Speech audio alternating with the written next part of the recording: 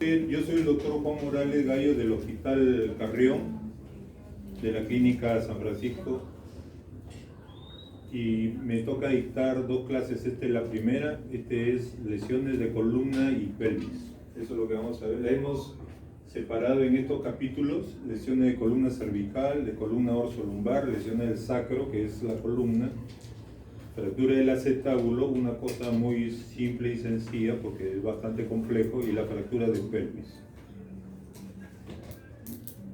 Bien, como ustedes saben, la columna es el eje central del cuerpo y permite algún tipo de funciones. Por ejemplo, soporta la cabeza, soporta los órganos que están en el tronco y hace una conexión con las extremidades posteriormente. Dentro de su organización en la columna tenemos a los discos intervertebrales, que son estos pintaditos de celeste, y permiten la flexión de la columna en diferentes movimientos. La columna está dividida en columna cervical, dorsal, lumbar, el sacro y la zona coxígea. Ahora, esta unidad de hueso y disco intervertebral le da gran movilidad a la columna. Las vértebras y la columna tienen como función proteger también la médula espinal, que viene de la zona del cerebro y llega hasta las más bajas vértebras del sacro, por esta característica que tiene, ¿no? El cuerpo vertebral tiene aquí estas láminas y la apófisis espinosa que está hacia atrás, y los discos intervertebrales, que son anillos fibrosos cuyo parte central es una especie de gelatina gruesa que llamamos núcleo pulposo. A partir de esta unidad hay unos orificios acá, que es por donde salen las raíces y que permiten la inervación de los miembros, tanto superiores como inferiores, y la zona del tronco. Los discos intervertebrales actúan no solo en el movimiento, sino también como una especie de amortiguadores. Aquí vemos en la columna de la flexión hacia adelante, las inclinaciones tanto a la derecha como a la izquierda, los movimientos combinados de rotación y de extensión. Entonces, para eso nos sirve la columna vertebral. Si nosotros hacemos el esquema, vamos a ver que la columna vertebral, como ya hemos dicho, es hueso, disco intervertebral y hueso. Si queremos saber, ya hablando de la patología de la columna vertebral, Dennis ha propuesto que la columna debe diferenciarse en tres segmentos: la columna anterior, la columna media y la columna posterior. Y acá están sus componentes, ¿no? Hay un ligamento aquí en la parte anterior, como se ve en el esquema aquí de negro, es el ligamento longitudinal anterior, y está la mitad del cuerpo intervertebral, perdón, de la vértebra, y la mitad del cuerpo del disco intervertebral. A su vez, la columna media también, la mitad de la vértebra, la mitad del cuerpo del disco intervertebral, y también tiene un ligamento que es el ligamento posterior longitudinal posterior, que aquí está esquematizado de negrito, ¿no? Este de aquí es el ligamento. Entonces aquí tenemos parte del cuerpo, y la tercera columna, que sería la columna posterior, vendría a ser dado por el ligamento supraespinoso, aquel que está encima de las espinas, que vendría a ser el que se encuentra entre las espinas, que vendría a ser el ligamento interespinoso. Miren que es fácil la nomenclatura, ¿no? Supraespinoso, el que está arriba; interespinoso, el que se encuentra entre. Solamente aquí varía nomás el ligamento amarillo, que es importante, y por supuesto las articulaciones intervertebrales, que son estas que yo le podría decir las patitas, que sirve al cuerpo vertebral para articularse con el de arriba. Tiene una patita hacia arriba y tiene una patita hacia abajo, en ambos lados, ¿no? En ambos lados. Entonces, ¿qué es lo que dice Dennis? Dennis dice que cuando existe dos columnas alteradas, esto se debe considerar como una lesión inestable. Entonces vamos ya aprendiendo aquí un término que nos va a servir para el desempeño de la clase.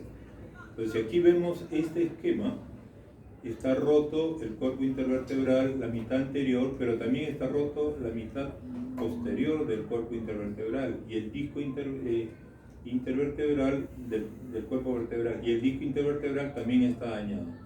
Entonces, si aquí tengo lesión en 2 de las 3 columnas descritas por Denis, ¿qué lesión vendría a ser esta? ¿Estable o inestable?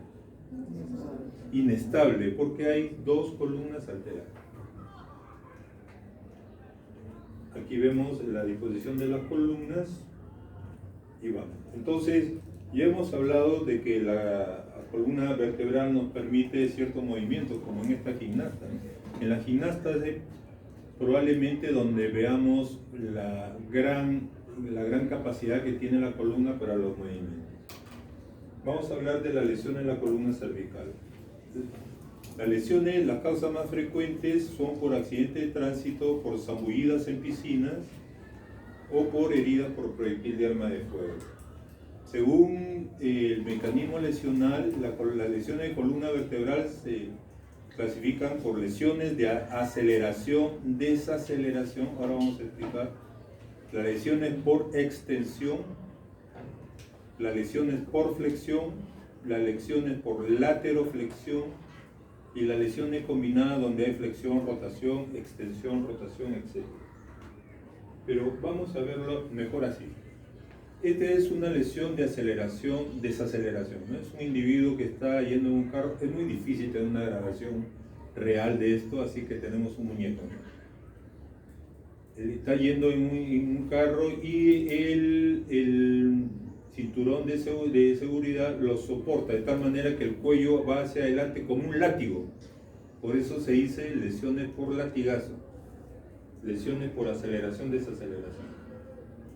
Esta es una lesión por extensión, no la hemos visto adecuadamente, el video no, pero él se agarra inmediatamente la cabeza. Este es un arquero que murió llevándolo al hospital. Miren cómo su cuello es llevado hacia atrás. Entonces es una lesión por extensión y ha sido el mismo compañero que lo ha golpeado, ¿no? El de blanco. Este golero murió siendo conducido a un centro hospitalario, a una clínica. Se ve claramente en esta repetición que el cuello es dirigido hacia atrás. Observen, su cuello va hacia atrás, ¿no? En el golpe que le dan. Esta es la gimnasta que hemos visto con sus movimientos tan bonitos que realiza, una gimnasta colombiana que sufre una lesión por flexión, ¿no? Es una lesión muy fuerte, ¿verdad? Ha hecho un poco de flexión al caer, inmediatamente es asistida. Acá no vemos la asistencia por cuestión de tiempo, pero esta es una lesión por flexión. Una lesión por lateroflexión, o no se ve muy claramente, pediremos al VAR, a ver. ¡Oh! ¡Qué bárbaro!, ¿no? Tremenda la lesión, ¿eh? Esta es una lesión, el amigo ahí se pone las manos en la cabeza porque es una lesión, una posible lesión severa, pero este golero felizmente robusto logró terminar el partido a pesar de esa lesión tan severa, ¿no? Veamos la de movimientos combinados. Bueno, a esa velocidad es difícil, le quitamos la mitad de la velocidad, todavía lo vemos difícil. La cuarta parte de la velocidad, o 4 veces menos, el movimiento es muy tremendo, es muy rápido, el varón se salva, la chica sí las agarra, pero es una lesión de movimientos combinados. Muy bien. Bueno, en el diagnóstico lo hacemos por la clínica. Debe haber un dolor cervical, el traumatismo. Cuando la lesión es leve, este dolor intenso estoy hablando, no del dolor en general, porque el dolor puede persistir 2 semanas, 3 semanas, 4 semanas, pero el dolor, cuando el traumatismo cervical es leve, el dolor intenso disminuye a las 24 horas. Pero cuando es severa la lesión, el dolor puede persistir muy intenso hasta el 3er día. Y aquí abajo dice aparentemente algo contradictorio, pero estamos hablando del dolor en general. Los casos leves puede ceder al 10º día. Este dolor puede venir acompañado de una irradiación hacia el occipucio, o sea, la parte posterior del cráneo, y va a aumentar con los movimientos. A veces es unilateral y puede irradiarse hacia los hombros y a los brazos. En ocasiones se acompaña de sensación vertiginosa y tinnitus. Ojo, la diferenciación entre mareo y vértigo. Mareo se calma, tú te sientas, no pasa nada, pues te mareaste, es una inestabilidad. El vértigo es una sensación desesperante, yo lo he padecido en alguna oportunidad, una sola oportunidad. Y tú sientes que giras alrededor, así te acuestes, así te pongas boca abajo, te pongas de costado, la sensación se mantiene. Es una sensación muy desesperante.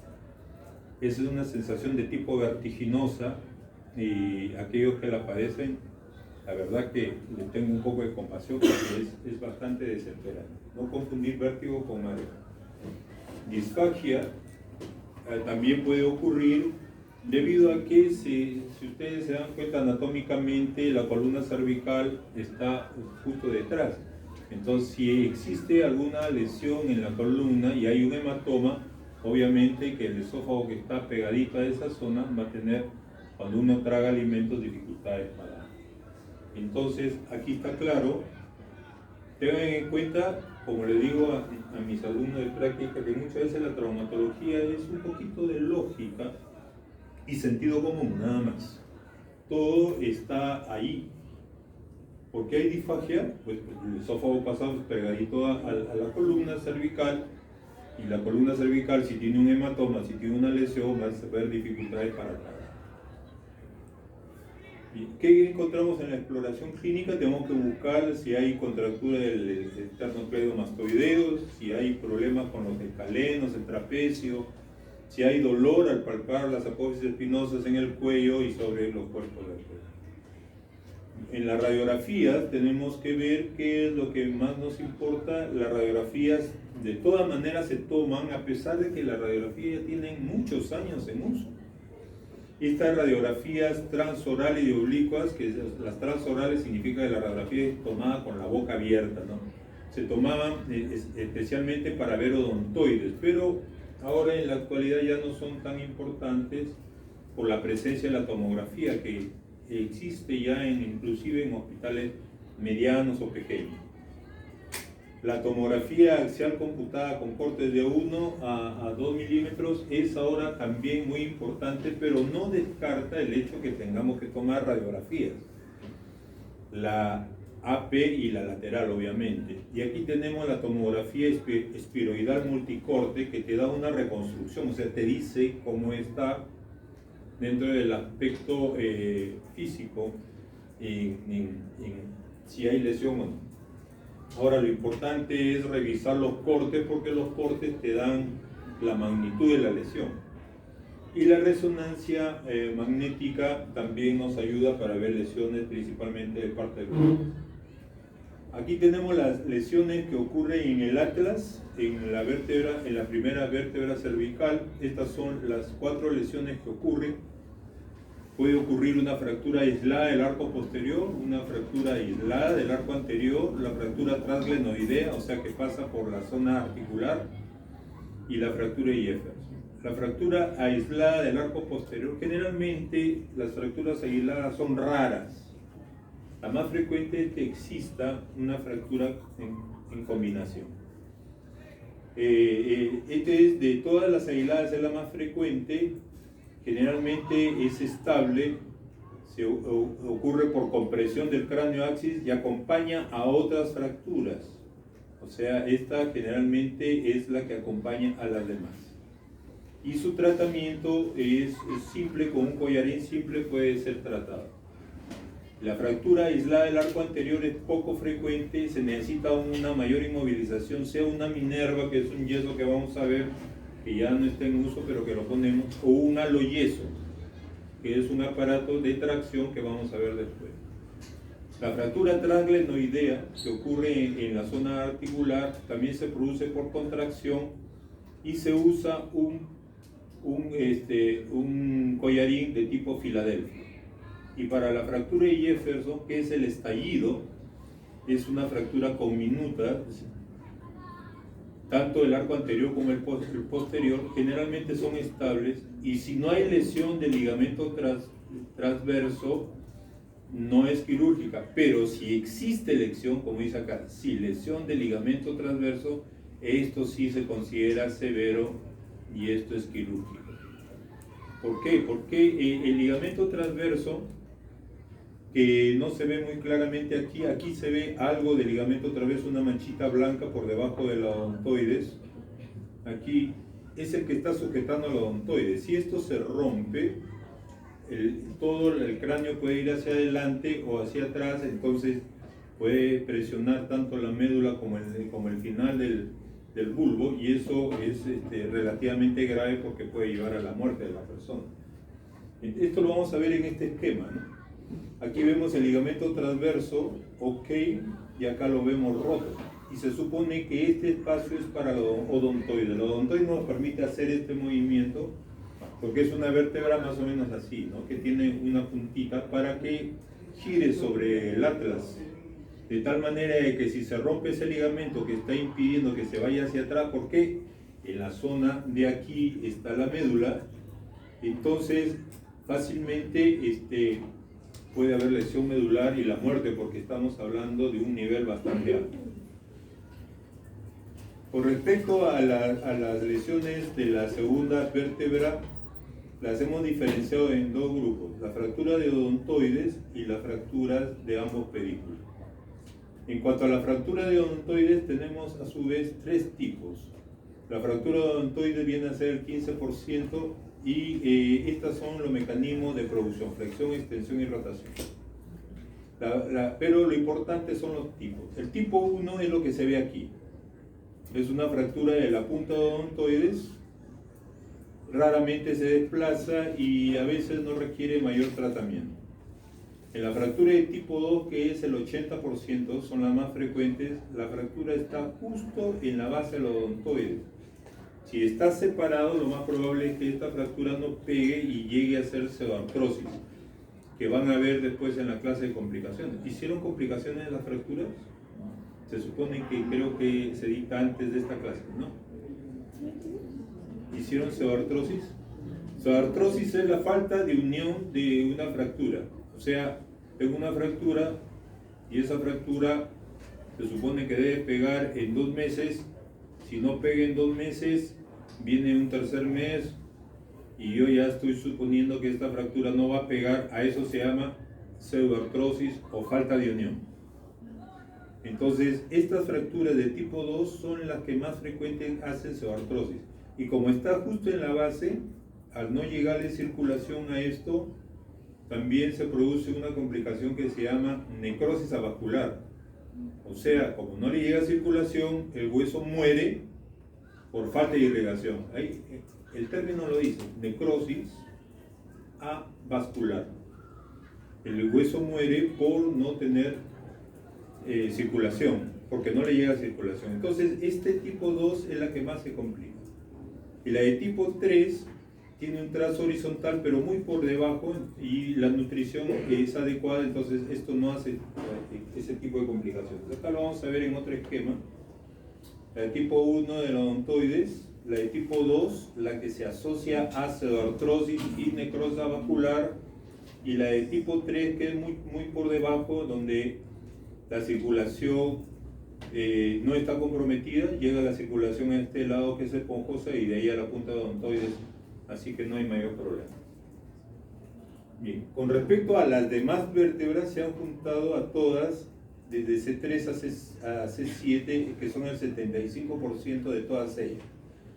Aquí tenemos, según las características, hundimiento anterior. Aquí ven en el esquema cómo se ha hundido en la parte anterior de la vértebra. El dibujo, de repente la radiografía, pero acá ven la altura de la vértebra, que es de aquí a acá, y acá se ve un poco más chico. Entonces eso significa que la vértebra ha sido aplastada en la parte anterior. Comminuta cuando la vértebra se rompe en varios pedazos. El término comminuta significa varios fragmentos. En lágrima, porque aquí este fragmento parece una lágrima que está cayendo. Por eso le llaman fractura en lágrima. Aparentemente inofensiva, pero van a ver que esta es una lesión importante. En paleador de arena, porque ocurre en los que paleaban arena anteriormente, y en libro abierto, porque aquí se ve como que está abriendo la boca, como si estuviéramos abriendo un libro. Entonces, ¿cuáles son las características? La que tiene hundimiento anterior, si no hay lesión del muro posterior, o sea, de esto, y solamente está afectando anterior, se cumple el criterio de Dennis. Solamente está afectada una columna, que es la columna anterior, y por lo tanto esto no tiene daño neurológico. No hay lesión neurológica, no lesión si el muro posterior está indemne. Si es comminuta, son más o menos estables, pero los fragmentos que están en la zona posterior, o sea, pegadas a la médula, pueden invadir el canal medular y producir lesión, como vamos a ver en un siguiente slide. Entonces, podría haber un fragmento que produzca una lesión neurológica. En las de lágrima, para que esto ocurra, como vamos a ver en el siguiente slide, no es tan simple. Debe haberse roto la parte del ligamento que permita que la vértebra, que normalmente está separada por el disco intervertebral, llegue a golpear a la que está abajo. Entonces, en consecuencia, al llegar a golpear la que está abajo, debe haber lesionado el disco intervertebral, y para hacer esta maniobra debe haberse roto los ligamentos interespinosos para que ella cabecee hacia abajo. Entonces, esta aparente lesión que nosotros vemos en la radiografía es una lesión realmente seria. Y ahí dice lesión en el disco, en el muro posterior, en el ligamento articular, y esta produce posiblemente lesión neurológica. Eso lo vamos a ver en el siguiente slide. En paleador de arena es una lesión estable porque solamente está afectando la apófisis espinosa, o sea, no está comprometiendo la parte final de la columna posterior. O sea, no tiene nada que ver con el canal, se produce por una afección aguda y no produce lesión neurológica. Y este en el libro abierto, que se produce por hiperextensión, o sea, la columna yéndose hacia atrás, puede producir estrechez a nivel de la zona posterior y puede dar compresión medular. Esto lo vamos a ver acá más claramente. Acá vean que aquí tenemos una lesión en lágrima ya con una lágrima muy grande, y esto se ha producido porque ha cabeceado. Entonces, ¿qué ha roto? Ha roto el interespinoso, ha roto todos los ligamentos que están en la zona posterior, ha dañado también el disco intervertebral para que se produzca la lágrima. Entonces, esta aparente lesión simple es una lesión compleja que puede dar lesión también en la zona neurológica, porque eso es lo más importante que debemos descartar cuando tenemos lesiones a nivel de la columna, la lesión neurológica. Por un lado, el hecho de que haya una listesis, o una listesis le llamamos cuando la columna se va hacia adelante o existe una especie de luxación de los cuerpos intervertebrales. Acá vemos que esto no está como está esta zona de la columna, sino que existe que esta parte de la columna ha sido hacia adelante con respecto a esta vértebra. Entonces puede estar ocurriendo una lesión de tipo neurológica, como se ve aquí, ¿no? Y en la parte de las fracturas comminutas, si ustedes se dan cuenta, esta es una tomografía que me permite ver las vértebras. Acá está la apófisis espinosa y el canal está pasando por en medio del canal, pero el canal aquí va bien, y aquí existe una estrechez porque el fragmento de la vértebra está invadiendo el canal. Entonces, en las lesiones comminutas puede haber la posibilidad de que un fragmento puede invadir el canal medular y lesionarlo, ¿no? Entonces se explica algunos pacientes que tienen lesiones en columna que son cuadriplégicos, ¿no? O lesiones a nivel de la zona lumbar. Obviamente que mientras más baja está la lesión, es menor la intensidad de lesión que tenemos con respecto a la afección neurológica, ¿no? Mientras más alta, más cercana está hacia el cráneo, más es la lesión neurológica que pudiéramos tener. Entonces, si tenemos una lesión así de este tipo y nosotros no sabemos que el individuo la tiene, pudiéramos, cuando hacemos la asistencia, hacerle más daño. Y nuestra función como médicos no es hacer daño, es todo lo contrario.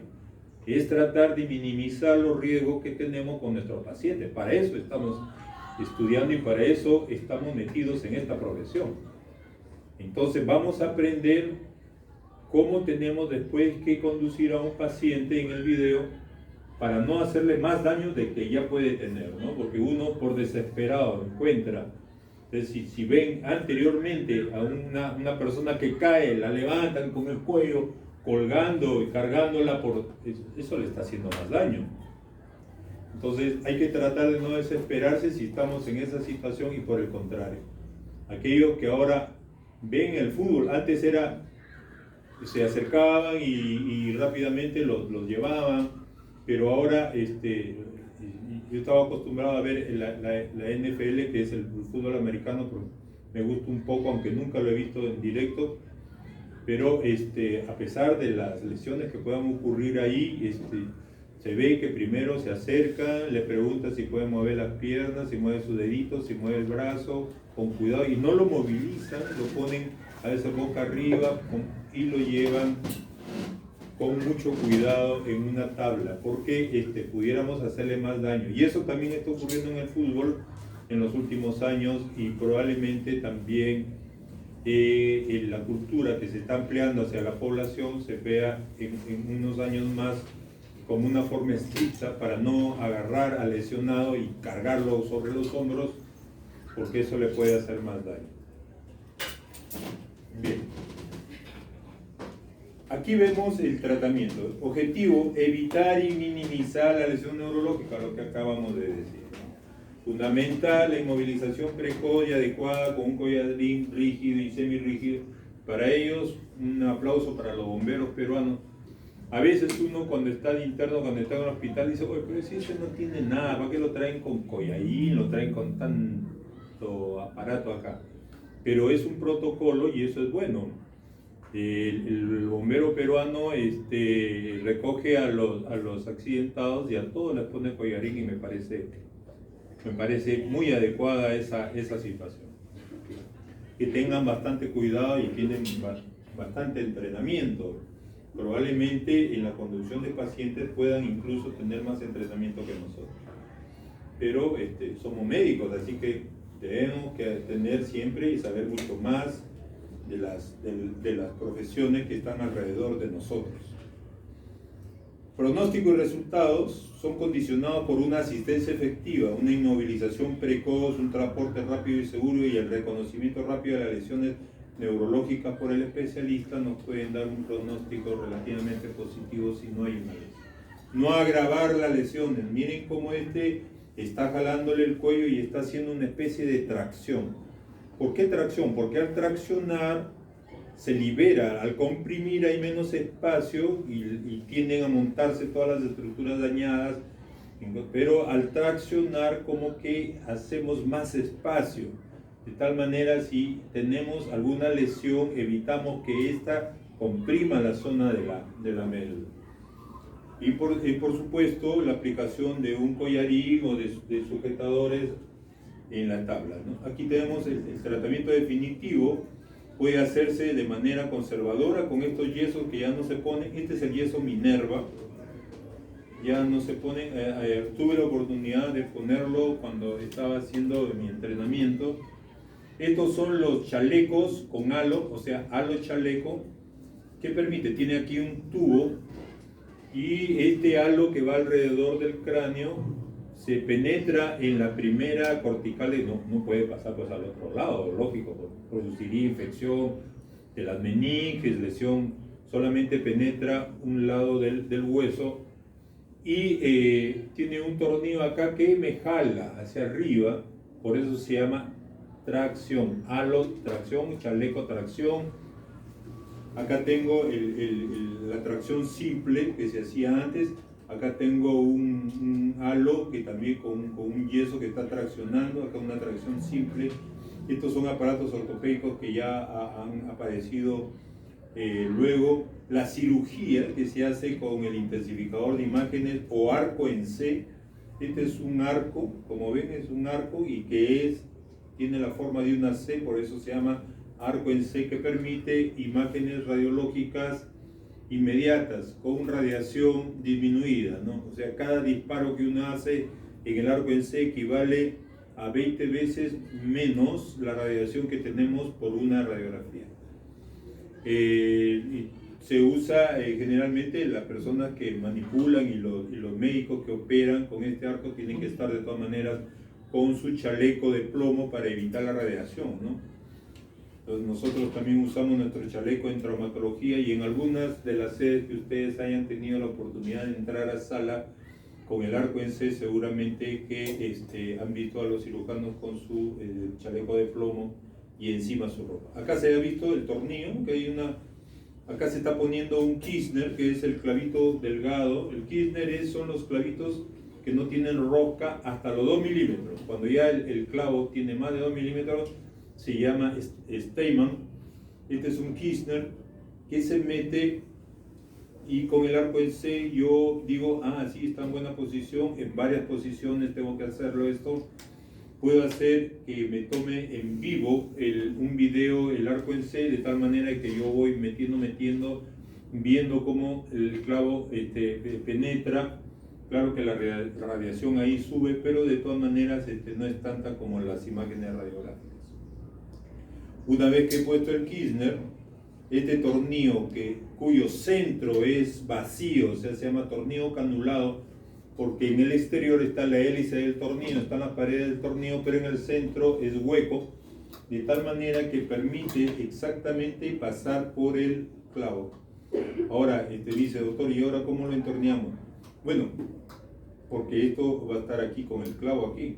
Sí, también existen destornilladores que tienen esa característica, que son canulados de tal manera y que el centro del destornillador es vacío y yo pueda usar. Todo es un equipo. Como han visto en la traumatología, existe mucho aparataje. Generalmente ahora existen traumatólogos que se dedican a hacer columna, pero la columna acá en el Perú generalmente la hace el neurocirujano. Pero hay traumatólogos. En otros países es el traumatólogo especializado en lesiones de columna vertebral. Acá vemos 2 tornillos que van hacia la zona del odontoides y acá vemos una placa que se ha puesto vía anterior, se entra por el cuello hasta la zona posterior y se ha puesto esto. Lógicamente que esta placa que está agarrando 3 o 4 vértebras ya les quitó el movimiento, ¿verdad? Porque ya no tienen el disco entre ellas que permita el movimiento. Pero esto, contrastado con los beneficios que produce la estabilidad, que pudiera darle paraplegia o cuadriplegia si está más arriba, entonces pérdida de movimiento no tiene comparación con lo que se ha ganado en la estabilidad del cuello. Bien, hablemos ahora de columna dorsolumbar. La causa más frecuente son accidentes de tránsito, 45%, o caídas por precipitación, o deportes o actos violentos. Esto no sé si considerarlo una caída por precipitación o por deporte, porque creo que estaba haciendo deporte este joven. ¿Cómo se llama el saltar entre estos? Ustedes deben saber. ¿Cómo?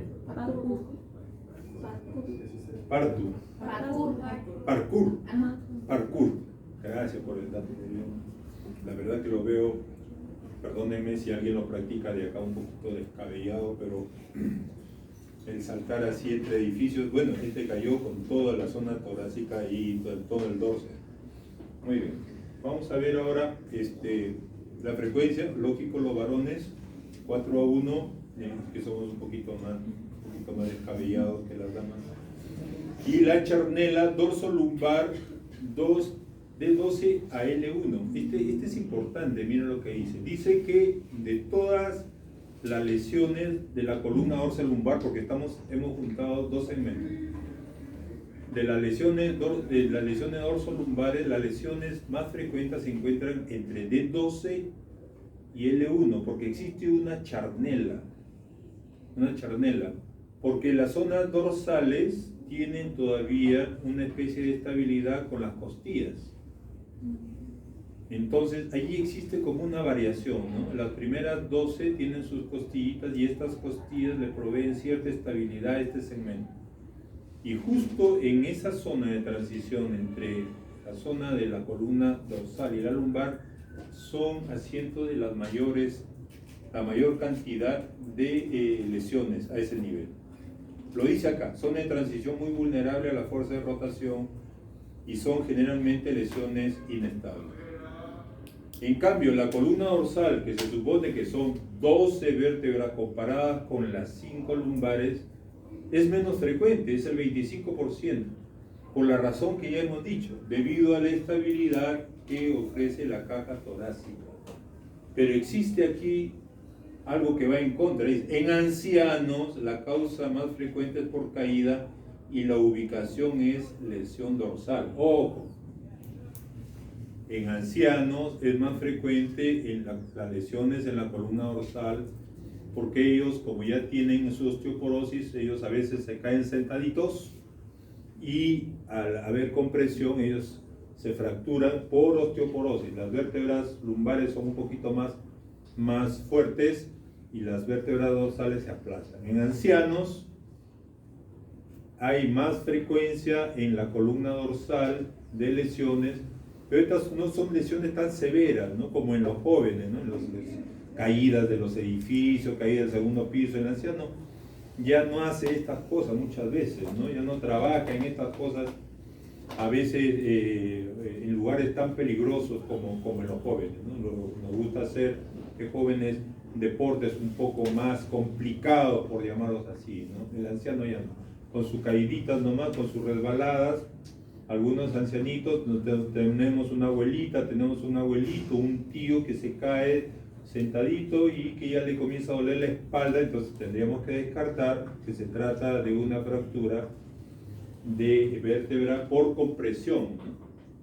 Entonces, eso, y a veces le digo a mis alumnos que como somos, y a todos nos sucede, como somos alumnos de medicina, ya la mamá, el tío, el papá, le digo, hijito, que me sabe que me está doliendo la barriga, qué puedo tomar. Entonces ya, ellos ya saben, ya creen que nosotros somos súper especialistas, pero algunas cosas podemos hablar, ¿no? Entonces, sí, abuelito, la verdad que al caerte puedes haber tenido una lesión de la vértebra. Yo sugeriría una radiografía y la radiografía de repente sale aplastada y le asientas y te adoran en tu casa, ¿no?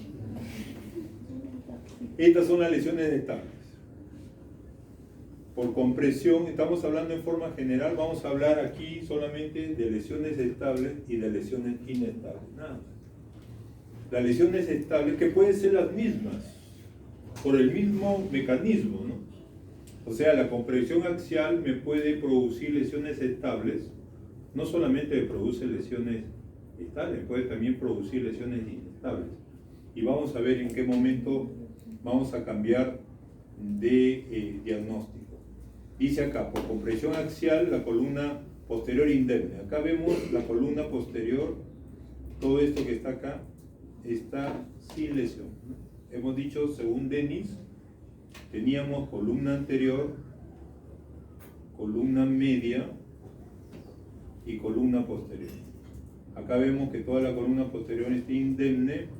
Vemos que la lesión esencialmente puede ser en la columna anterior, puede ser en la columna media, pero me produce vértebras bicóncavas y la afección neurológica es rara. Aquí vemos solo compresión de la columna anterior, o sea, es una lesión estable. Si existe esto es por compresión, o sea, yo salto y caigo paradito. Por flexión, yo salto y caigo encorvado.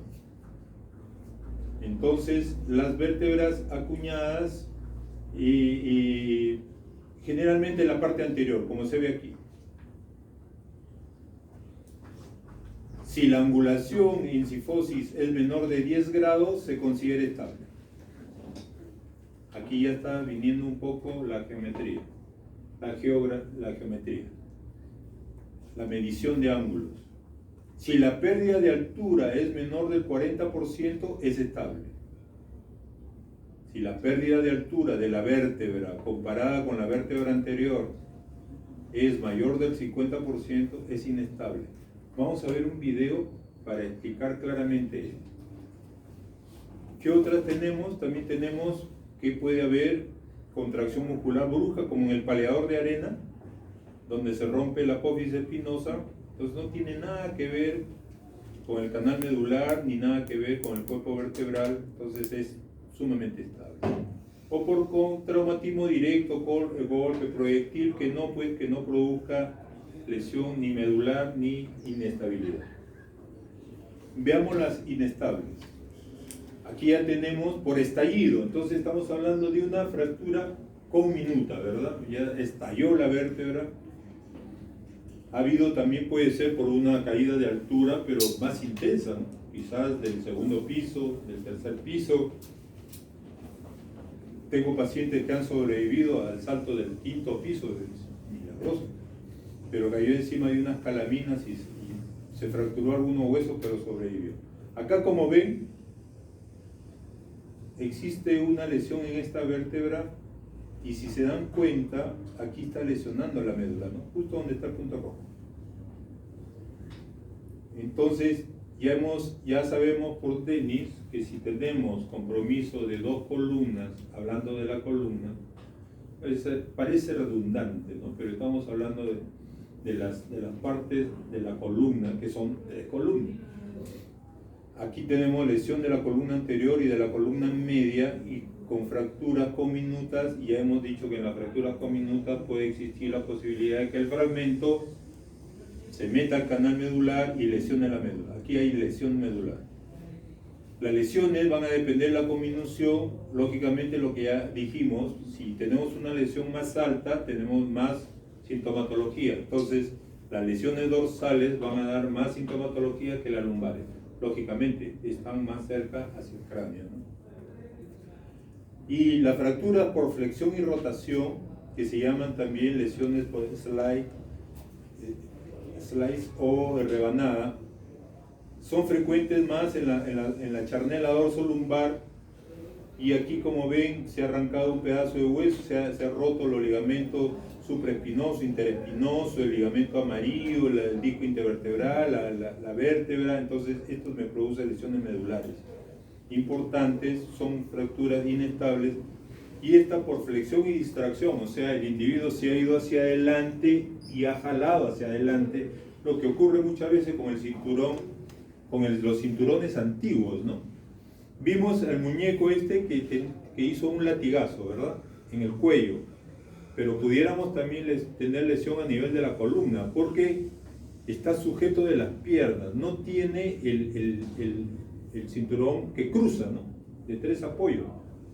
Antes los carros tenían solamente ese cinturón, ahora tenemos cinturón de tres apoyos, excepto en algunos carros el pasajero que va en el centro de atrás, ¿no? Si se han dado cuenta, el pasajero que va en el centro de la fila, de la segunda fila, solamente tiene cinturón para las piernas. Algunos carros tienen cinturón cruzado. Entonces, en ellos, si hubiera una lesión seria, o sea, si va pues manejando pues a 140, no sé cuánto, o se descuida y se distrajo y chocó bruscamente, pueden ocurrir este tipo de lesiones por flexión y distracción. Miren lo que dice acá abajo: frecuente por el cinturón de seguridad.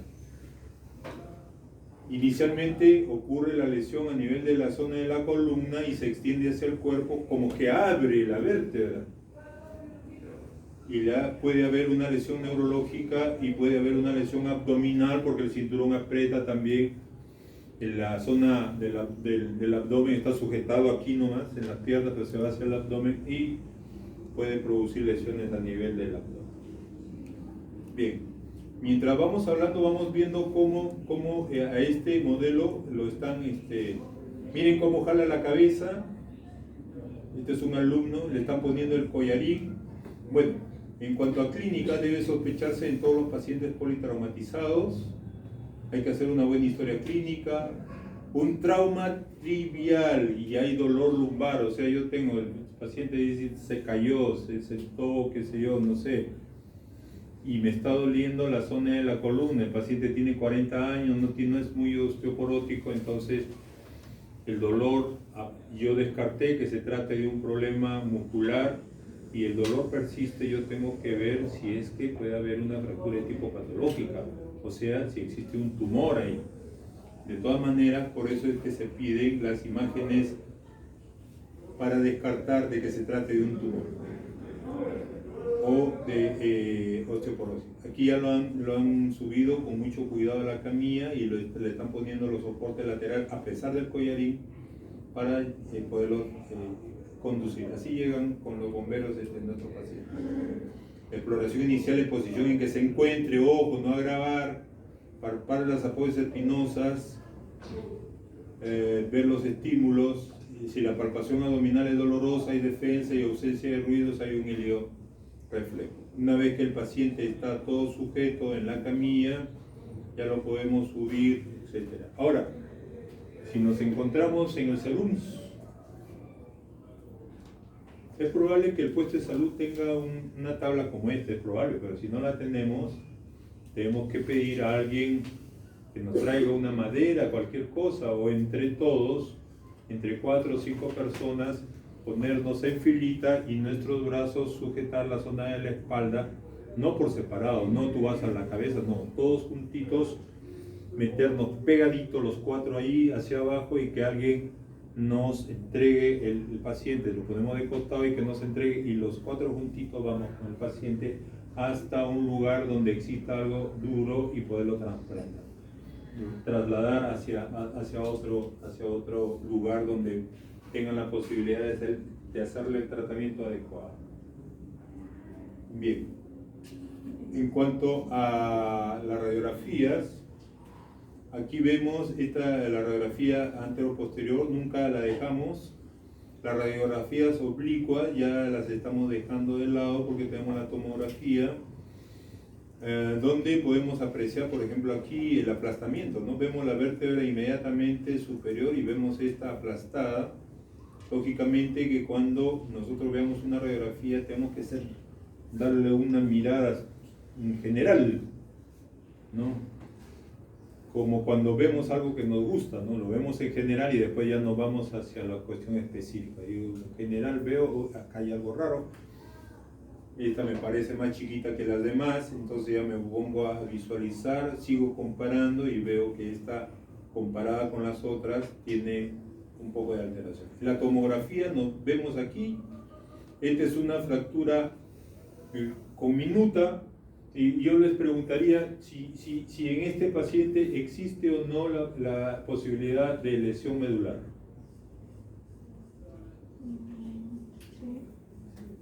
Ah, ¿qué me dice? ¿Hay lesión medular o no hay lesión medular? Fuerte, no tengan miedo. Cuando estamos de alumnos, es bueno equivocarse porque se aprende con las equivocaciones. Pero cuando ya somos mayores, a veces ya nos da un poquito más de vergüenza. Díganlo sin miedo, porque para eso estamos los profesores, para enseñarlos. ¿Hay lesión medular o no? Sí hay, ¿no? Porque está invadiendo pues el canal, miren aquí, ve. Y hemos dicho que en las lesiones medulares, en las lesiones conminutas, el fragmento que está pegadito a la zona de la médula pasa por aquí, ve. Por esto pasa la médula. Imagínense, hasta aquí la calle está normal, pero aquí la calle se estrechó. Entonces la médula está toda aplastada. Obviamente que el sistema nervioso, apenas lo toques, apenas lo empujes, produce reacción. Más con esta zona que está presionando aquí bastante intensamente, ¿no? Hasta que se libere por medio de un procedimiento quirúrgico esta zona. Y es posible que pueda de repente, si la lesión no ha sido tan intensa y si el manejo ha sido rápido y no ha producido daño estructural de la médula, pudiera recuperarse con los meses y si no, puede producirse una lesión permanente. Aquí, como vemos en la resonancia, que nos permite ver también, además de la zona del hueso, nos permite ver las lesiones de que puedan ocurrir a nivel de los discos intervertebrales, acá no los vemos, ¿no? Acá no los vemos, no vemos la médula tampoco. Acá ya la vemos, es esta blanca con negrito, este negrito rodeado de blanco, porque ahí están los cuerpos de las neuronas. Y pero podemos ver aquí esta cosa blanca que está acá adelante, que nos está indicando que existe una lesión a este nivel. Bueno, esto es para explicar claramente qué es lo que significa perder el 40% de la altura. Acá vemos la altura de la vértebra que está sana y aquí vemos una vértebra que está enferma. Si yo mido la vértebra sana y tengo por decir 5 centímetros, hagamos una cuestión, una vértebra no va a medir pues así tan grande, ¿no? Es probable que mida menos. Pero esta de acá mide 2 centímetros, entonces significa que ha perdido 3 centímetros, es más del 50%. Entonces considero esta lesión inestable. Eso es lo que trata de decir el slide anterior. Todo lo contrario, si esto mide 5 y acá midiera 3, he perdido 2, o sea, he perdido el 40%, me dice que hasta 40% se consideran estables. Entonces, consideraría una lesión estable. Entonces, explicada esa característica, ¿no? Y por supuesto, aquí había otras cosas más que las tengo, pero que no las voy a exigir, ni las voy a preguntar tampoco en el examen. Este es el ángulo de cifosis, decía, un ángulo de cifosis más de 10 grados, menos de 10 grados es estable, más de 10 grados es inestable. Entonces aquí ha medido y aquí se encuentra 11 grados, entonces vendría a ser una lesión inestable. Eso es lo que se ve en el anterior slide. Bien. El tratamiento, movilización en bloque para reducir el dolor, reposo en cama dura, si es que la lesión es estable, ¿no? Para lesiones estables, dice acá, analgesia y relajantes musculares. Si la función intestinal, como va a estar encamado el paciente, o sea, va a permanecer mucho tiempo en su cama, es probable que le dé estreñimiento, tiene una serie de problemas, entonces se recomienda darle al paciente dieta absoluta o solo terapia. Se puede usar ortesis lumbares, que vamos a ver después, toracolumbares por 3 a 4 meses. También pueden ser rígidas o pueden ser semirrígidas, o un corsé de triple apoyo, como vamos a ver después. En las fracturas osteoporóticas con acoñamientos sintomáticos se puede hacer vertebroplastía. ¿Qué significa la vertebroplastía? Si yo tengo, por ejemplo, esta lesión en un anciano y está produciendo dolores, entonces yo puedo entrar con una aguja grande a la zona del cuerpo medular, viéndola esta con el arco en C y con otros aparatos. Una vez que confirmo que estoy en la zona medular, aplico cemento. De tal manera que el cemento va a funcionar como si la llanta estuviera baja, le estoy echando aire, entonces la llanta recupera su tamaño. Esa se llama vertebroplastía. Hay que tener cuidado porque el cemento puede escapar y lesionar también la zona medular, por eso es que lo hago con arco en C. Se puede hacer en personas mayores, esencialmente en las personas que tienen problemas con osteoporosis, siempre y cuando, y como no tienen lesiones ni posibilidades de hacer lesiones a nivel de la médula, entonces se le puede hacer este procedimiento. Se aplica cemento en el cuerpo vertebral. Esa es la vertebroplastía. Acá tenemos algunas acciones que se hacían. Esta es la cama balcánica, que seguramente ya la han visto ustedes, pero no tiene colchón, está en el aire. Esto produce la flexión a nivel de la zona dorsolumbar. Acá hay tracción a nivel del cuello, etc. Son situaciones, yo no he visto, pero está descrito en los textos. Tampoco he visto esta cama que producía hiperlordosis a nivel de la zona dorsolumbar. Estos corsés son los que se usan, antes se ponían yesos. La forma de poner yeso era este corsé. recuerdo hasta hace unos 15 años quizás se ponían yeso, nos llamaban, teníamos que ir 2 o 3 o 4 traumatólogos porque el paciente esta posición no la puede, imagínense, tiene una lesión a nivel de la columna y mantener esta postura era difícil. Entonces le producía dolor, teníamos que poner el yeso máximo en unos 5 o 10 minutos. Mantener esta postura 5 o 10 minutos para el paciente es muy difícil. Entonces una persona, un médico solo, no le alcanzaría el tiempo, se demoraría mucho, así que teníamos que ponerlo rápido.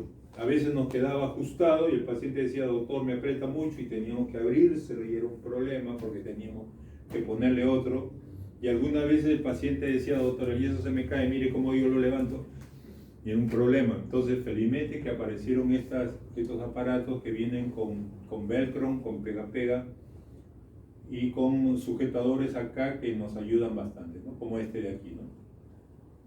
Entonces el paciente se sujeta, cuando come se lo suelta un poquito porque normalmente nos hinchamos cuando comemos. Y acá vemos la cuestión de ya quirúrgicas, una placa con tornillos, esta placa con tornillos acá. Bien, algunas complicaciones, trombosis venosa profunda o embolia. Una vez que ya pasa el sangrado, nosotros tenemos que dar anticoagulante porque aquí ya está haciendo trombosis a este nivel. Le podemos dar heparinas de bajo peso molecular por un mes, infecciones urinarias o respiratorias porque el paciente está encamado, está generalmente acostado, puede producirse infecciones del tracto urinario y también la neumonía, ¿no? Y las úlceras, nuevamente por estar encamado. Cuando uno está en cama, en los pacientes mayores son 3 las complicaciones que se dan, y por eso es que nosotros operamos a los ancianos. La neumonía, la trombosis que puede terminar en trombosis de miembros inferiores, que puede terminar en trombosis pulmonar que mata a la gente, la neumonía también mata a la gente, y las escaras, que solamente son lesiones locales, pero que pueden generalizarse la infección y matar a la gente. Se producen una serie de complicaciones en el estar encamado. El que está mucho tiempo en cama produce, inclusive, por anécdota les voy a contar, hasta disminución de la espermatogénesis. O sea que hay que decir, amigo, no duerman mucho porque te va a bajar la espermatogénesis. Entonces, produce dependencia, produce depresión, produce inestabilidad, etcétera, etcétera. Trastorno de tipo con insulina, el débito cardíaco cambia. Entonces, una serie que pocas veces las hacemos recordar a nuestros alumnos, pero hay un resumen muy bonito en el NETAR que yo les hago ver a mis alumnos. Todavía no llegamos a eso, pero que es importante conocerlos. Entonces, las 3 causas que mata al anciano, ¿cuál sería? Neumonía, ¿verdad? 1, 2, la trombosis que te puede llevar a trombosis pulmonar y que mata. Y 3, las escaras. Por eso es que se dice, doctor, pero la fractura puede soldar en 2 meses y medio, las fracturas intertrocantéricas, ¿por qué la operan? Porque la cama mata al anciano. Entonces el anciano tendría que hacerle ejercicios respiratorios, darle antitrombóticos, ejercicios respiratorios para evitar la neumonía, darle antitrombóticos para evitar este problema de trombosis, y decirle que la cambie cada 2 horas, le pongo un poquito de costadito, le pongo otro poner, o cada 3 horas, o un colchón antiescaras para permitir que no haga estas escaras.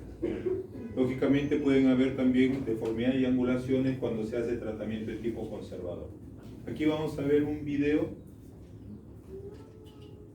Aquí la lesión es por qué mecanismo: flexión, rotación. ¿Qué hizo el paciente? Extensión, ¿no? Extensión de columna. Vamos a ver, aquí se han lesionado los discos intervertebrales. Están colocando una prótesis de discos intervertebrales. Esto hace 12 años o 10 años que lo voy pasando. Para nosotros era en realidad ciencia ficción, como lo dice acá. Ahorita va a aparecer, acá en la zona posterior se está poniendo unas barras. En el Perú ya se está haciendo. Entonces dejó de ser de ciencia ficción para hacerse, ¿no? Esto que parece ciencia ficción, el último en medicina. Estos son los sujetadores. Obviamente que todo este segmento de la columna quedó sin movimiento, pero se salva y el paciente puede volver a caminar, claro, un poquito más recto que antes, pero con ciencia ficción. Con estos aparatos que parecían ciencia ficción. Bien. Vamos a las lesiones de sacro muy rápidamente. Son tres tipos de lesiones. Como ven aquí, uno donde pasa el alerón, otro donde pasa por los orificios y otro donde compromete de forma longitudinal o transversal al sacro. Acá lo vamos a ver mejor. Aquí tenemos zona 1, zona 2, zona 3 y las características es que en la zona 1 puede haber lesión neurológica solo en el 5% porque puede involucrar esta raíz de acá, ¿no? Se pueden poner tornillos para sujetar, como de repente creo que tengo un slide. La zona 2, la que pasa por los orificios, se acompaña de un déficit neurológico del 30%. Aquí la reducción es un poco difícil, ¿no? Pero yo digo, la fractura se ha movido, quiero volverla a poner en su lugar, puedo dañar las raíces, entonces no es muy adecuada esa situación, entonces aquí dice es muy dificultosa para la fijación. Pudiéramos dejarla ahí, el sacro es un hueso esponjoso que puede consolidar, si es que no hay lesión neurológica, mejor no tocarlo. Y la zona 3, que puede haber un déficit neurológico del 60 al 100%, entonces ahí sí involucra la zona del canal del sacro y puede haber un síndrome de cauda-equina, puede haber lesiones a nivel de la vejiga, puede haber disfunción sexual, etcétera, porque aquí sí puede haber un compromiso del 100%. Solamente esas tres diapositivas para el sacro y esas características que estamos viendo, muy simple nada más. Vamos a las lesiones de pelvis y vamos a hacer una pequeña introducción aquí.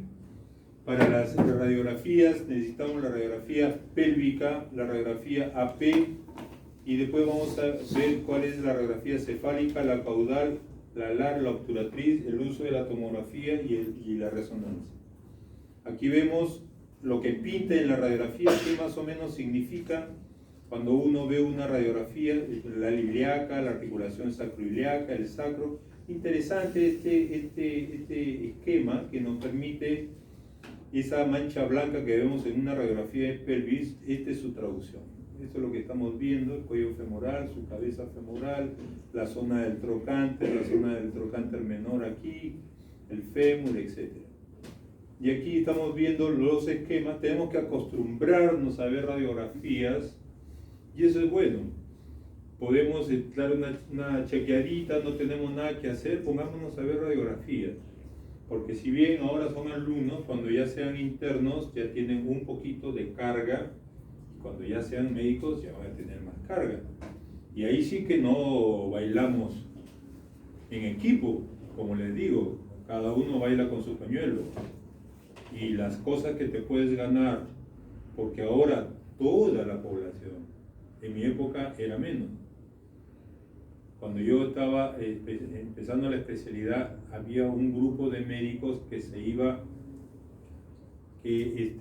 fue a Estados Unidos, como un grupo de abogados que se había ido a Estados Unidos a ver las malas prácticas, a entrenarse en mala práctica.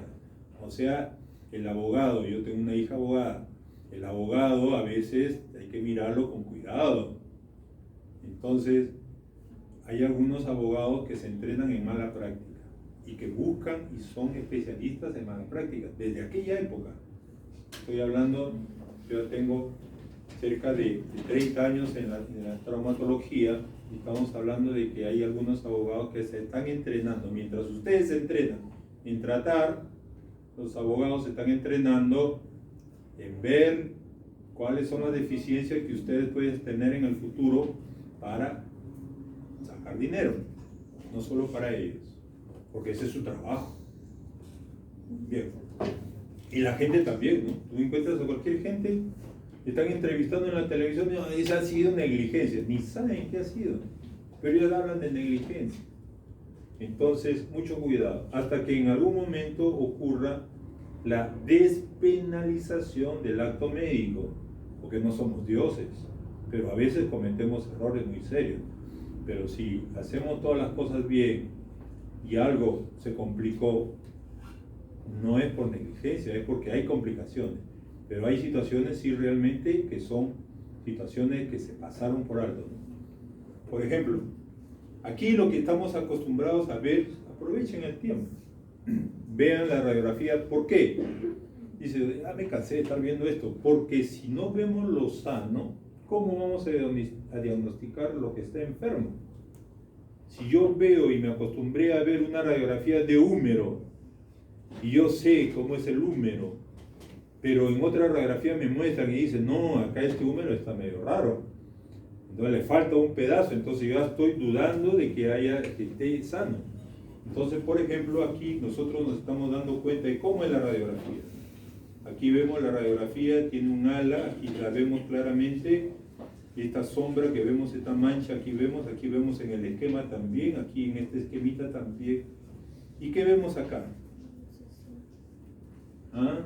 ¿Qué vistes? Por ahí escuché una palabra. Luxación. ¿Qué más vistes ahí?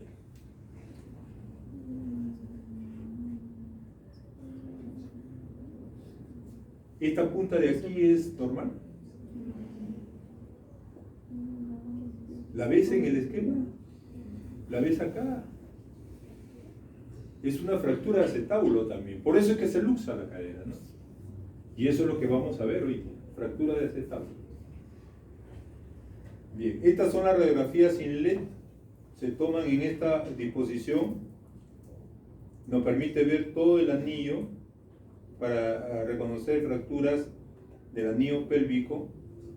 Miren cómo entra, se llama INLED, el foco, el aparato está cerca de la cabeza con una inclinación de 40 grados hacia los pies. Lo contrario me da esta imagen que parece un murciélago. El aparato está hacia los pies con inclinación hacia la cabeza en 40 grados y es radiografía de salida OLED. Me da esta imagen y me permite ver las sacroiliacas. Se ve la imagen como si fuera un murciélago, ¿no? Y así yo puedo definir si es que existe o no lesión a nivel de las sacroiliacas, y esto también si hay invasión del anillo pélvico, como vamos a ver después. Esta es la radiografía alar, me permite ver integridad del acetábulo. Aquí la lesión está en la cadera derecha, en el acetábulo derecho.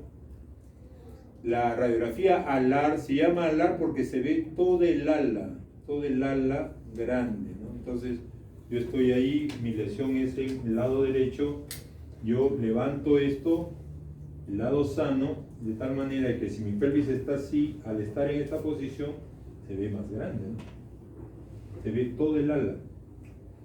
En cambio, cuando yo tomo la obturatriz, levanto la enferma y lo que se ve mejor es el orificio obturador, por eso es que se llama obturatriz. Entonces, cuando tengo la radiografía alar, estoy levantando la cadera sana, y cuando estoy en la radiografía obturatriz, ¿y qué me permiten ver? Me permiten ver esta, la columna posterior, que después vamos a verla, y la obturatriz me permite ver la columna anterior. Bien. Vamos a hacer un pequeño recordaris. Este es la pelvis, las articulaciones sacroiliacas. La pelvis es donde está junto el sacro con los dos ilíacos, ¿no? Acá se junta por la articulación sacroiliaca y adelante por el pubis. Los ligamentos sacroiliacos posteriores son los más importantes para estabilizar la pelvis. Estos grandes ligamentos parecen el puente este de San Francisco. Son muy poderosos estos ligamentos, y van a ver después en la clasificación que cuando se rompen estos ligamentos estamos ante una situación grave. Acá vemos los ligamentos en la zona posterior, aquí vemos la pelvis, y aquí vemos el acetábulo. El acetábulo está localizado entre una Y invertida, la columna anterior, la columna posterior, y en el centro está el acetábulo. Es una zona muy fuerte. Para que el acetábulo se rompa debe estar involucrado una fuerza muy intensa. Es una esfera, pero tiene características. Si esto fuera el acetábulo, tiene un techo, tiene un fondo, tiene un piso que está generalmente vacío, tiene una pared anterior, porque el acetábulo está así, tiene una pared anterior y tiene una pared posterior. A eso se refiere este cubito que estamos viendo aquí. Y las lesiones que vamos a ver después van a ser con respecto a estos segmentos. Dice, se rompió la pared anterior, se rompió la pared posterior. La que vimos en la radiografía que estaba luxada era la pared posterior, por eso es que la cadera se luxa hacia atrás. Entonces aquí tenemos los esquemas que nos permiten. Este es el acetábulo, esta es la zona del pubis, aquí que en esta, esta es la zona del pubis, esta es la zona del isquion, donde todos están sentados. Ahorita ustedes están sentados en esta zona que es el isquion, y aquí vemos la Y invertida.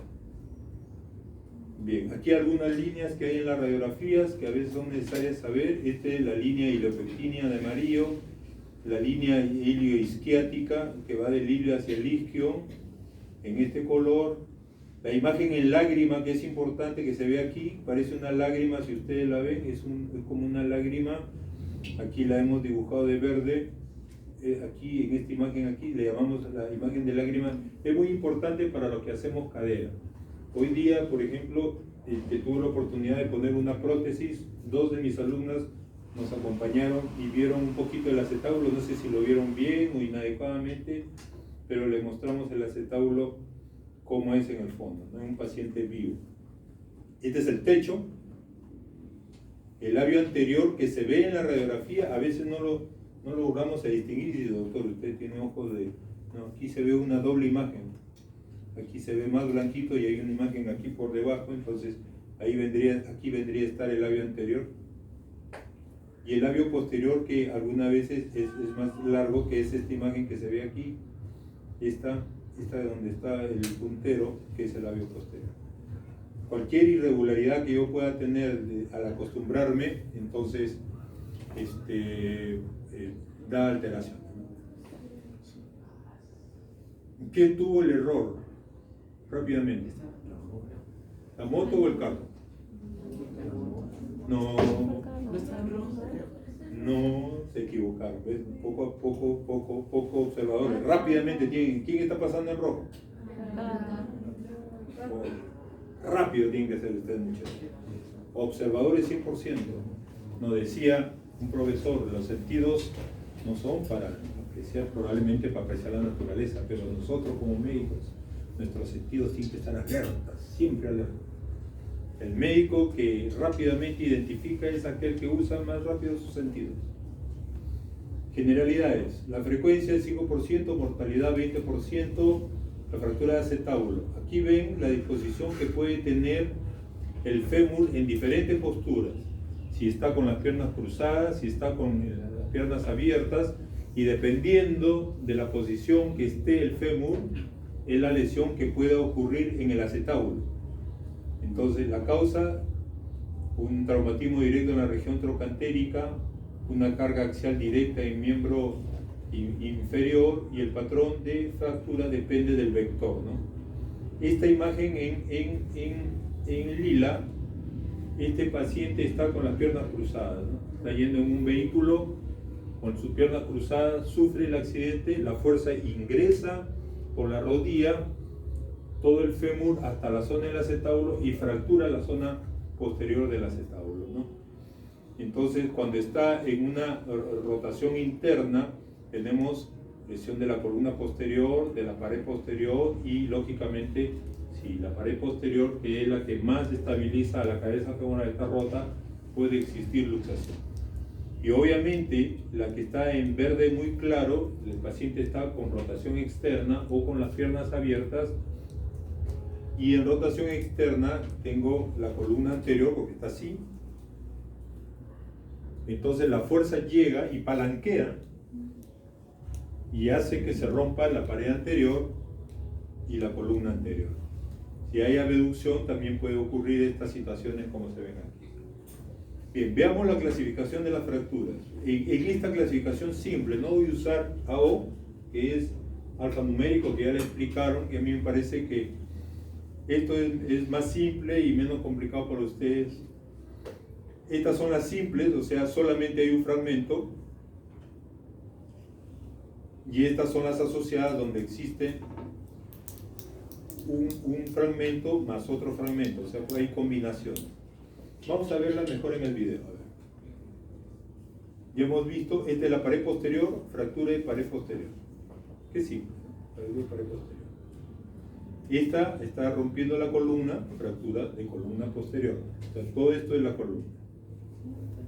Fractura de pared anterior, acuérdense, acá está el pubis, esto es anterior. Y la columna, fractura de columna anterior. Si viene transversa, es una fractura transversa del acetábulo.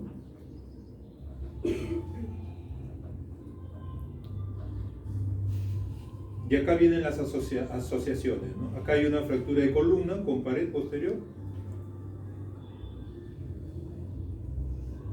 Acá existe una fractura transversa con una fractura de pared posterior. Acá es una fractura en T. Ahí está la T dibujada. Acá hay una fractura de la columna anterior con una hemitransversa. Y por último, la fractura de ambas columnas, ¿no? Tanto la columna posterior como la anterior está rota. Es muy simple, ¿verdad? Solamente vemos el dibujo y decimos el tipo de fractura que estamos viendo. Tenemos que hablar algo del ángulo de mata,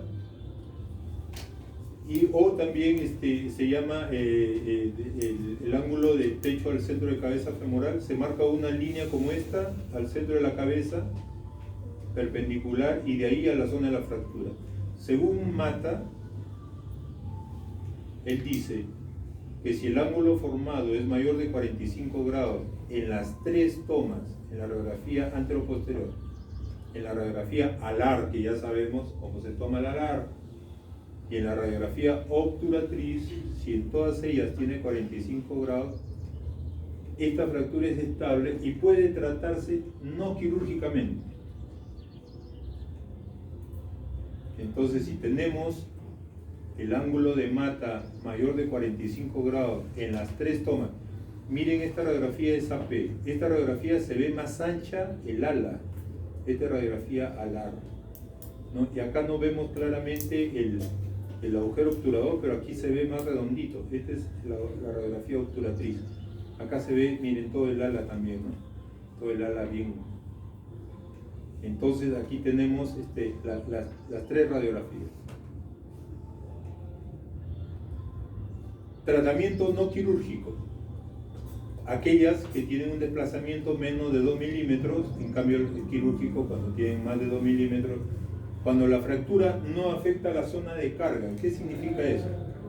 Si ustedes se dan cuenta, aquí la cabeza femoral, esta zona que está aquí, que estoy mostrando, no soporta carga porque el peso viene por la columna, se transmite a la zona del ilíaco y el ilíaco presiona sobre esta zona donde está el puntero. A esta zona nosotros le llamamos domo, es la zona de carga de peso. O sea, cuando ella se pare o camine, esta es la zona que más va a tener problemas. O sea, si existe alguna irregularidad por aquí, no va a tener problemas. ¿Por qué operamos y nos desesperamos en operar este tipo de fracturas? Porque esta es una fractura articular que después va a producir desgaste y va a producir una artrosis precoz. Entonces, si yo tengo un acetábulo irregular en esta zona de carga, de todas maneras tengo que operarlo para ponerlo TAS con TAS, o sea, una reducción anatómica o 100%, para disminuir la posibilidad de que haga una artrosis y que después tenga yo que ponerle una prótesis. Entonces, fractura que no afecta zona de carga. Fractura baja de la columna anterior, la columna anterior pero está en la zona baja. Lesión de la pared posterior menor del 20%. Ángulo techo, está hablando del ángulo de Mata, mayor de 45 grados en tres proyecciones. Baja demanda mecánica, es una abuelita que camina poco y no es necesario hacerle una cirugía. porque inclusive puede tener una osteoporosis severa que impida que yo sujete el hueso adecuadamente con los tornillos. ¿Y en qué consiste el tratamiento? Reposo en cama de 6 a 8 semanas, profilaxis tromboembólica, ejercicios activos y pasivos, y ya puede con el andador o con las muletas, con el andador en las personas mayores a las 4 semanas, o sea, al mes. El tratamiento quirúrgico, si hay desplazamiento mayor de 2 milímetros, si hay inestabilidad de flexión de 90 grados, eso significa que la paciente hace 90 grados y se puede luxar la cadera, lo cual impediría que ella se siente. Si hay una lesión en pared posterior más del 40%, si hay subluxación o luxación femoral, si hay un fragmento intraarticular, porque no puede haber un fragmento de intraarticulación porque dañaría la articulación. Funciona como si fuera una piedra o un metal en un engranaje, dañaría el engranaje. Si se dispone de un cirujano experto, lógicamente que para operar un acetábulo hay que tener entrenamiento, y de preferencia se hace entre el 5º y el 7º día. Acá hay algunos abordajes. Este es el abordaje que hoy día tuve la oportunidad de hacer, no tan amplio hasta arriba, porque para la prótesis también se hace este tipo de abordaje. Este es el abordaje para la zona el posterolateral, se llama este es un abordaje anterior o hilio inguinal, va del hilio hacia la zona inguinal, hilio inguinal para las lesiones, dependiendo de dónde está el acetábulo, se hacen este tipo de abordajes, ¿no? Aquí vemos algunos aquí del abordaje hilio inguinal para la columna anterior y la pared anterior, porque eso está hacia la zona de adelante, pero en la zona de atrás podemos hacer el abordaje que llamamos posterolateral, como si fuera para una prótesis, porque podemos ver esta placa, pareciera que está adelante, pero está atrás, está en la zona posterior, y se le ha puesto tornillos. Nosotros hacíamos antes este abordaje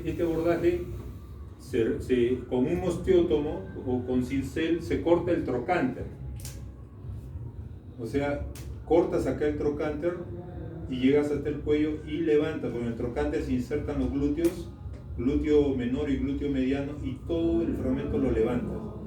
Entonces te permite ver la zona del acetábulo y tú lo reparas. Una vez que has reparado el acetábulo, reinsertas nuevamente y para eso colocas el tornillo. O sea, acá se hace una fractura quirúrgica, por decirlo de esa manera. Es una fractura que me permite ver el acetábulo. Ya no hacemos esto nosotros, en algunos lugares lo siguen haciendo, y cuando hemos tenido algunos casos lo hemos vuelto a hacer, pero usamos el abordaje de prótesis para hacer este tipo de... Yo hago pelvis y acetábulo y artroplastias de cadera en mi hospital. Estas son las complicaciones. Hemos hablado de la artrosis o artritis postraumática, que es la degeneración de la articulación. Puede haberse dañado cuando se luxa la cadera, la circulación, te puede producir daño en las arterias y producir necrosis vascular. Puede haber miositis osificante, o sea, el glúteo se osifica totalmente, de tal manera que la cadera queda tiesa, o sea, ya no se mueve. Puede haber infecciones también postquirúrgicas. Esas son las complicaciones. Y algo sobre pelvis. Estas son las causas: 3 a 5% de todas las fracturas, mortalidad en fracturas abiertas hasta el 50%, en fracturas cerradas del 8 al 5%. Las causas son por accidente de tránsito. No parece tan intenso el accidente, ¿no? Mírenlo. Pero rompe el parabrisas, ¿sabes?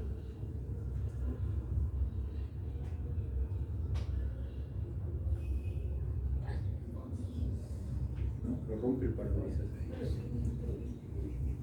Y bueno, en este caso ambos tienen la culpa, pero siempre le echan más la culpa al conductor, ¿no? Te dice, pero él se me cruzó, ya no tuve tiempo. Igualito te hacen juicio. A mí me ocurrió algo parecido. El 60% me demandaron por 200.000.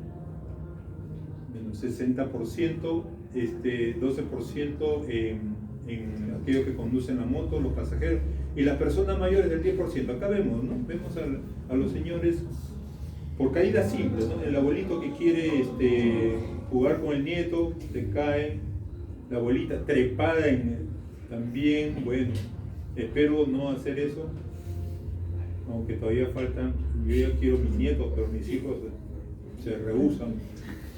Bueno, y la señora con el baile que se le suelta al abuelito y se cae, ¿no? Así que hemos dicho que en los abuelitos no son caídas tan intensas, son caídas simples, inclusive puede haber fractura de pelvis ahí, pero acá se rompió, la de columna, acá se rompió la pelvis por estas acciones, ¿no?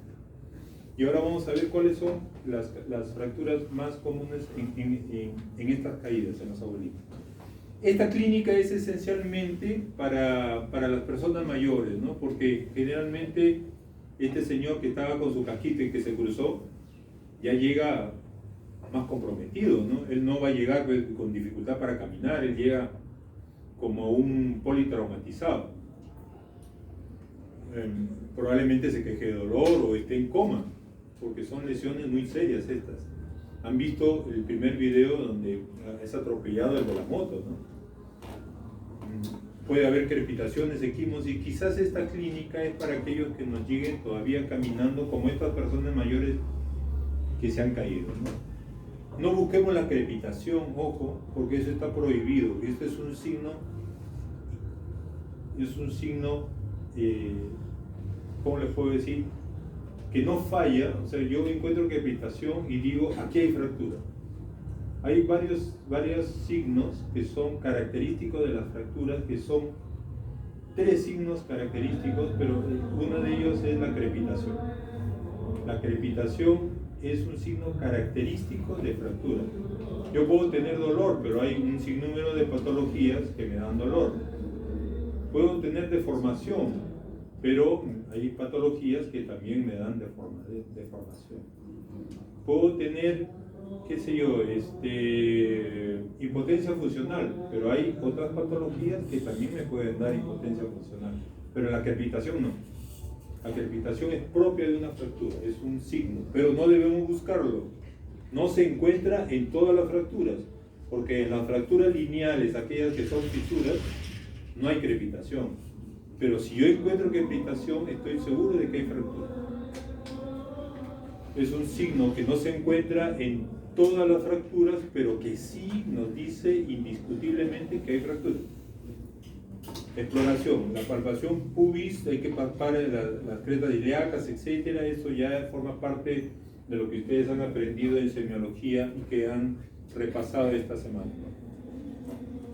La fractura de pelvis se puede producir por compresión antero-posterior. En este caso, el atropello ha sido directo hacia adelante, el impacto de motocicleta, el aplastamiento, por ejemplo, esto que ha sido aplastado, o caída de altura. Puede ser producida por compresión lateral. Por ejemplo, una compresión lateral pudiera ser de esa señora que se soltó también de la mano, ¿no? Porque ella cae sobre el costado y ahí comprime lateralmente.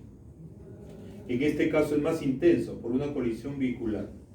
O puede ser por cizallamiento vertical, caída de altura o caída a horcajadas, ¿no?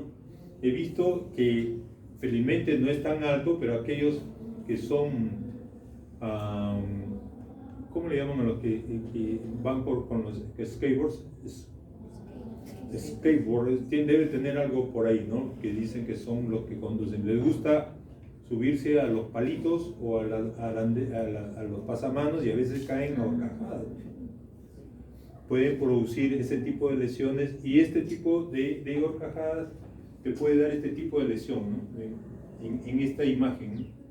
Porque se rompen las 4 ramas y te puede producir una lesión de este tipo, ¿no? Aquí lo hemos puesto aparte, que la caída a horcajadas, caída encima de un muro, encima de un palo, claro, con una altura más considerable de la que caen los skateboarders, o no sé cómo se llaman, aquellos que les gusta andar con los skateboard,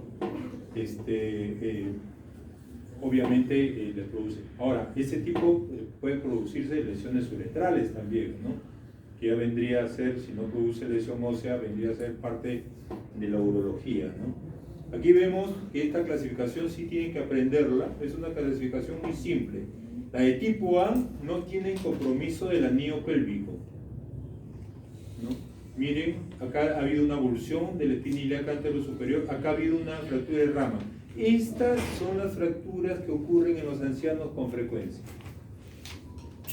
Se caen de costadito y se fracturan y dice, doctor, ¿y qué?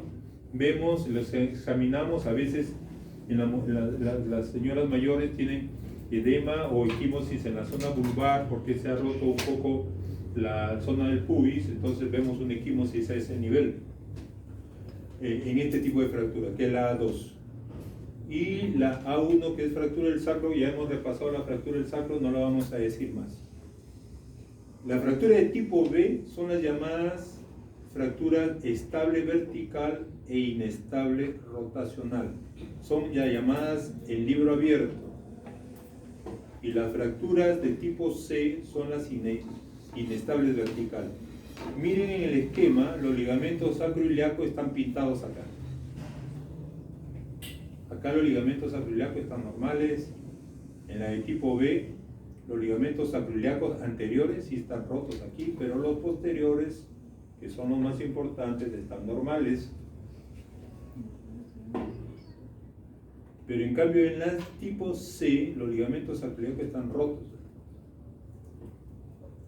Entonces la de tipo C, porque esta clasificación va, mientras más avanzamos en los números, es más seria la lesión, mientras más avanzamos en el abecedario, es más seria la lesión. Entonces, ¿qué dice? Dice la de tipo C son inestable, vertical y rotacional. ¿Qué significa eso?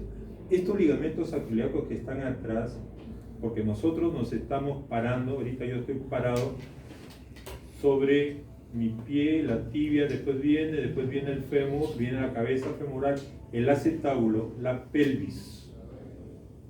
Y de ahí el sacro, porque la pelvis está pegada al sacro, y mi columna. Pero si se rompen los sacroiliacos posteriores, ya no hay quien agarre la pelvis. Entonces, en otras palabras, si yo tuviera esa lesión en este momento, yo al pisar, mi pelvis seguiría hacia arriba, o sea, no me mantendría. Porque están rotos estos ligamentos sacroiliacos. En consecuencia, esta inestabilidad que tengo hacia arriba es una inestabilidad de tipo vertical. En cambio la otra es una inestabilidad de tipo rotacional o horizontal. Se han roto los ligamentos y la pelvis se abre. Inestabilidad horizontal o rotacional. O sea, atrás todavía me mantienen los ligamentos sacroiliacos posteriores. Adelante el pubis se ha roto la sínfisis, se ha roto los ligamentos sacroiliacos anteriores, pero atrás todavía se mantiene. En otras palabras, todavía esa pelvis puedes mantenerla. Si yo cierro adelante y compongo adelante, es suficiente, porque tengo los grandes ligamentos atrás que van a soportar el peso y que la pelvis no se me va a ir para aproximarlo.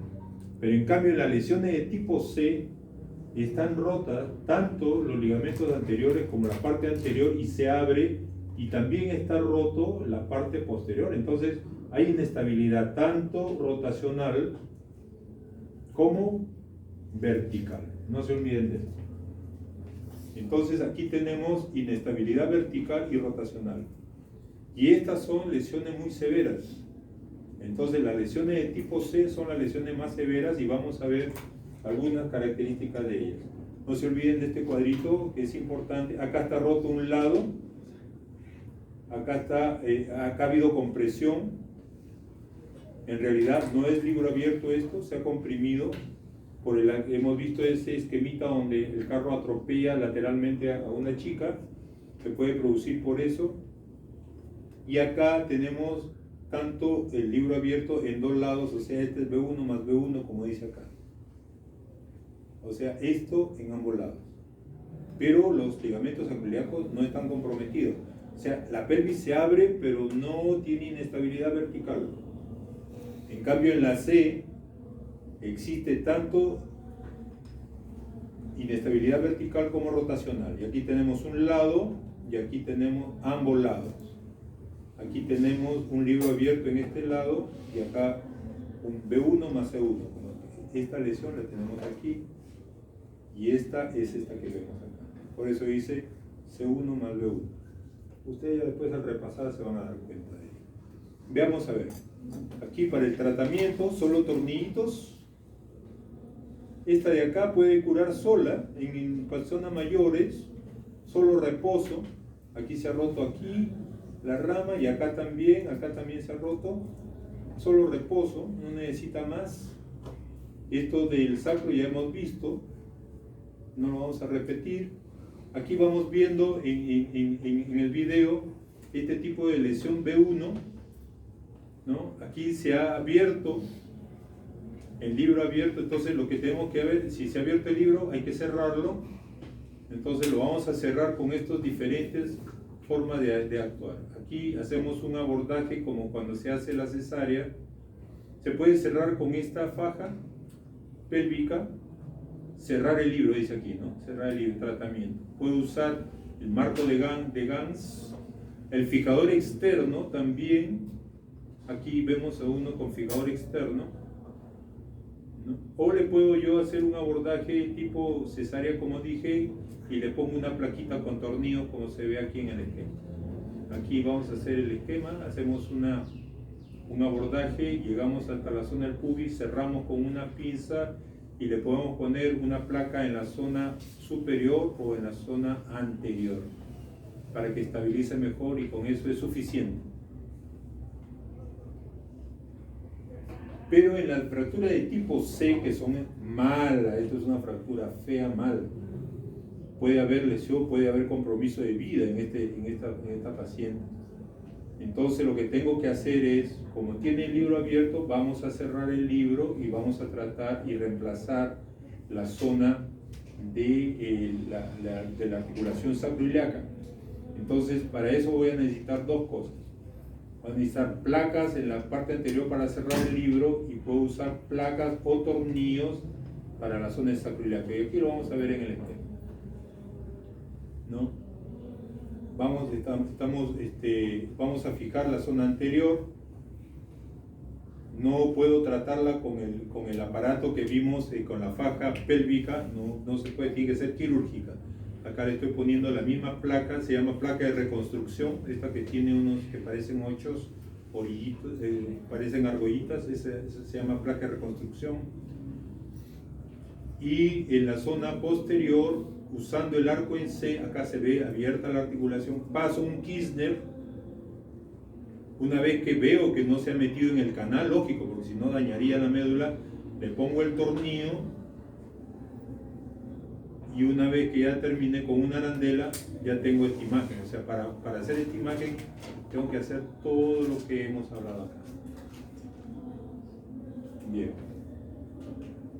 Y esto no es necesario que lo aprendan, solamente para que vean que en el politraumatizado muchas veces nosotros tenemos que entrar cuando existe una respuesta inadecuada del paciente, el paciente hace shock y ahí tenemos que hacer una especie de control. Aquí vamos a seguir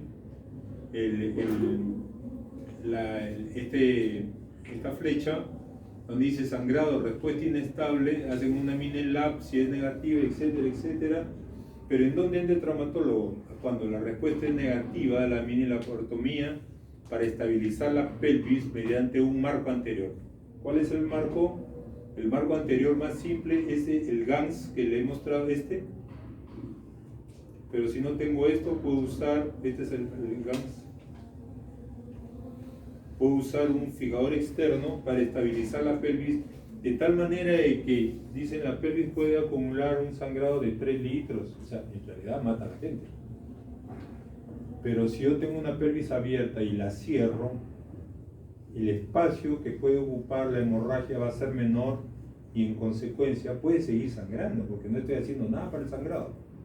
Pero al disminuir el continente donde va a sangrar, le puedo salvar la vida al paciente. Le puedo salvar la vida al paciente si es que solamente le pongo esto, miren. ¿Qué es esto? Es una sábana amarrada.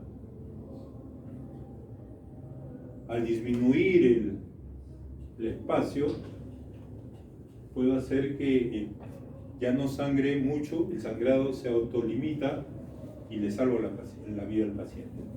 Entonces, eso es lo que podemos a veces hacer Y estas son las lesiones que pueden estar asociadas. Puede haber lesión de tipo neurológica y vascular, es un problema que se lesione los vasos, porque ahí sí sangraría y sería muy complicado. Si hay hemorragia, que es la complicación más frecuente, retroperitoneal, pasa desapercibida y es más severa, generalmente es intraperitoneal. Prever el shock. Si hay shock hipovolémico, hemos dicho en las primeras horas, la posibilidad de muerte por este tipo de lesión puede subir hasta un 50%, o sea, de 2 se salva 1. A veces es necesario la arteriografía, pero no es indispensable buscarla. Las lesiones neurológicas asociadas, el 10%, generalmente neuropraxia, pronóstico favorable. Si hay lesión cerca del sacro, pueden estar involucradas las raíces. Si es cerca del ilíaco, el nervio periférico. Puede haber trombosis también.